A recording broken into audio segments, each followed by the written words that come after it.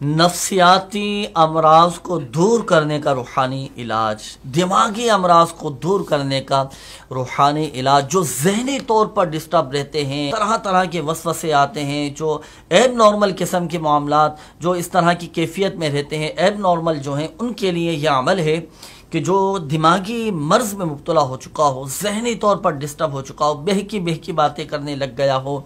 या उल्टी सीधी अजीब व गरीब हरकतें करने लग गया हो, तो आपने यह अमल करना है। पहले तो ला हौल शरीफ, ला हौला वला कुव्वता इल्ला बिल्लाहिल अलिय्यिल अज़ीम 60 मरतबा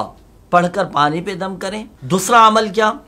अल्हम्द शरीफ यानी सूरतुल फातिहा मुकम्मल और फिर आयतुल कुर्सी मुकम्मल पढ़कर अब पानी पे दम करें। तीसरा अमल है आखिरी तीनों कुल, सूरतुल इखलास, सूरतुल फलक और सूरतुल नास, ये तीनों कुल पढ़कर पानी पे दम करें। ये दम किया हुआ पानी अब आप दिमागी मर्ज में जो मुब्तला मरीज है, नफ्सियाती जो मरीज है, अब आप उसको ये दम किया हुआ पानी पिलाएं। चंद दिनों तक आप ये अमल जारी रखें। इंशाअल्लाह ज़बरदस्त चंद दिनों के अंदर अल्लाह पाक की रहमत से आपको फ़र्क वाज़ेह नज़र आएगा और अल्लाह पाक की रहमत से ज़हनी तौर पर वो मजबूत हो जाएगा, नफ्सियाती अमराज उसके दूर हो जाएंगे, दिमागी